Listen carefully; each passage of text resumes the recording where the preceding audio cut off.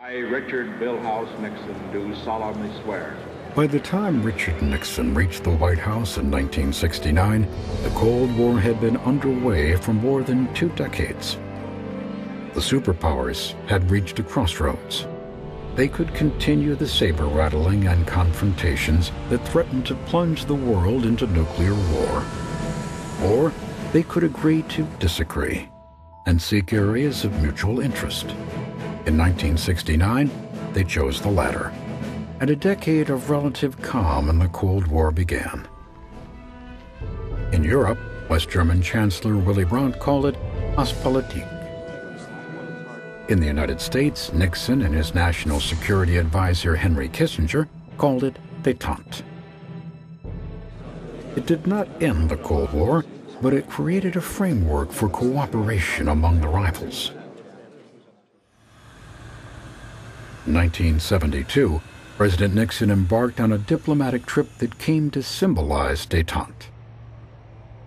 When he touched down at Capitol Airport near Peking, Nixon became the first American president to be welcomed in the Communist People's Republic of China.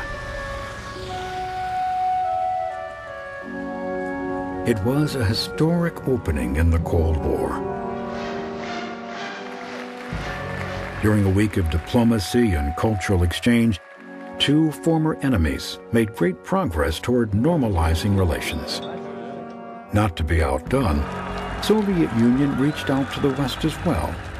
Chairman Leonid Brezhnev saw détente as an opportunity to gain access to valuable foreign aid and open its borders to international trade. In May 1972, the Kremlin in Moscow played host to the American president. Together, Nixon and Brezhnev signed the first-ever agreements to limit nuclear weapons.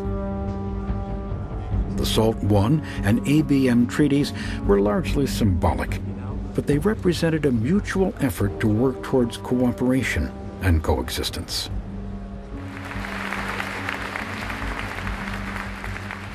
President Nixon appealed to the Soviet people and their leaders.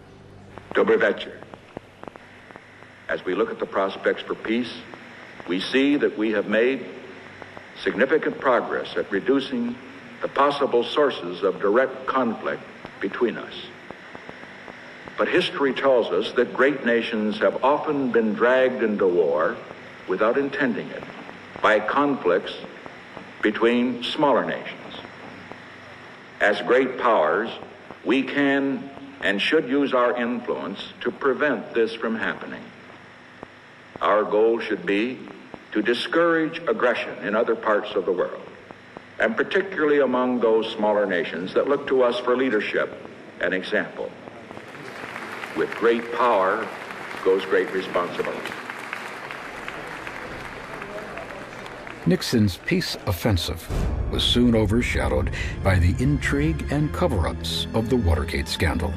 Some of these events in 1969 and 1970 included intensive harassment of political candidates. Congressional hearings revealed that the president and his staff had waged an illegal war against their political opponents, members of the media, leaders of the anti-war movement.